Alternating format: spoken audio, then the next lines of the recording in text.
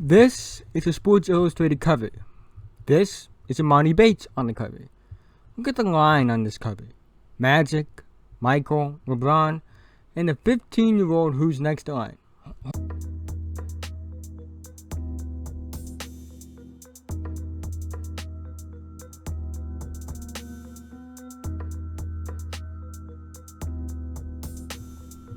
This is Juan Soto, a young rising star outfielder for the reigning World Series champion Washington Nationals. He's drinking the same fake cider champagne that we all drank as kids at a New Year's Eve party sometime. He is 20, and he can't celebrate like the rest of the team. What does this mean? Well, you can't drink until you're 21. You can't smoke or vape until you're 18 or 21, depending on the state you live in. You can't drive until you're 16. Emoni Bates is 15, and he just got put on the cover of an iconic sports magazine and being compared to all-time greats. I mean, he's been called the best high school prospect since LeBron. Do you think about all the great high school prospects that have been since LeBron was in high school and now? A lot. Guys like Anthony Davis, O.J. Barrett, Zion Williamson, just to name a few. Now, Emoni Bates again stands out already as a 15-year-old. He's taller, probably a bit bigger than your average 15-year-old, probably has the body of a 19-year-old by now, has a decent social media following, and we have scouts calling him the second coming of Jesus. He's all been forced really to grow up a lot earlier than he should be. You know what this reminds me of? It reminds me of LeBron. Despite the recent situation LeBron has been in, I still tend to laugh when people tell LeBron to grow up. Like, you're basically telling someone to grow up who was forced to grow up at an age where most people are still learning how to drive. And it's not just LeBron. Some people can't handle the pressure. It's funny how people will place so many expectations on a teenager, but then wonder why they are falling under pressure. Newsflash, they're kids. Most kids are learning how to drive, date, hell, probably even learning some chemistry. They're dealing with being on magazine covers, the people asking for autographs, interviews with major companies, the big social media following. People, also, and on top of this, people from colleges looking to illegally pay them under the table. But these kids are being treated this way because they have a gift. They're good at sports. And you know, it's kind of funny though, because the NCAA is all like, we don't want college sports to turn into pro sports. Yet at an age of only 15, they're being plastered all over ESPN and Bleacher Report. Their commitments are put on national TV when they decide what college they want to go to. And for a company that wants its sports to not be like the pros, they sure do a lot. They promote their games on national TV, the same way the NFL and the NBA do. They sure talk about these high school and college kids a lot on ESPN. We put their highlights on SportsCenter.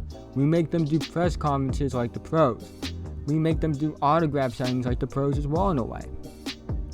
And we also allow the promotion of money potentially being won based off your picks that you make in the March Madness tournament. But I thought it wasn't supposed to be like the pros. How can we claim that these are college athletes and we shouldn't treat them like the pros when we literally covered every little movement of a large athletic phenom that went to one of the most popular colleges in the country? How can we treat college athletes like student athletes when they have been treated like celebrities since they were 15 years old? How can we treat these college athletes like student athletes and not the pros when they have been covered like a pro athlete since they were 15? It's funny how people will call someone a failure based off the expectations that they place on others. And it's funny though because the only person they failed was you. And does your opinion matter that much? No, not really. It's funny how people will call a teenager immature because they're famous. Like you just said, they're still kids. They're gonna do immature things.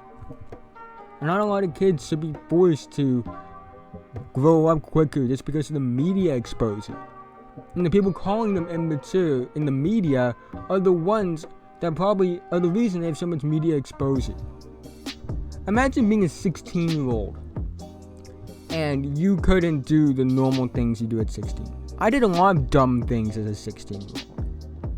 But the thing is, if I was able to do them because I didn't have a TMZ camera following me around. I didn't have ESPN tracking my every move. I didn't have people asking for my autograph. Hell, I don't think a lot of people even knew who I was in high school. Why are we like this? Why are we treating these kids like pro athletes, but then saying, oh, the student athletes? Why are we doing that? Doesn't make sense to me. Why are we treating these kids like celebrities and forcing them to grow up quicker than they should have to, but then call them out for acting like their age?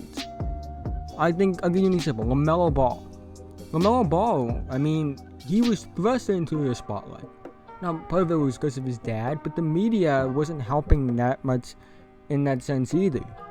I mean, he couldn't do anything that normal teenagers do without being scrutinized for it because he was viewed as a celebrity, and celebrities are supposed to be role models. He was 16 at the time. Why would you want him to be a role model?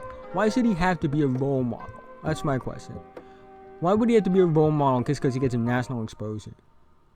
That's a real question I have. And it's not just LaMelo. It's also the fact that it's a media frenzy.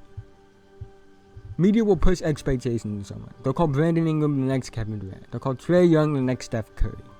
They'll call Zion Williamson the next GOAT. And if they don't live up to those expectations, they're scrutinized by the same media that set those expectations. But the thing is, it shouldn't matter. What the media wants you to be really doesn't matter. For me, the fact that Brandon Ingram isn't the second coming Kevin Durant doesn't really matter. Brandon Ingram said it himself. He said that I take aspects of Kevin Durant's game, but at the end of the day, he's Kevin Durant and I'm Brandon Ingram. He wanted to be himself. He didn't want that KD narrative to be pushed like the media wanted him to. Trae Young said he took more aspects of Steve Nash instead of Steph Curry, but he wasn't gonna let that media hype get to him. He was just gonna do what he does. And when the media covers every single one of your moves, especially at that young of an age, it's not fair to a kid. Yeah, I understand if he's a really good basketball player, post his highlights, this and that.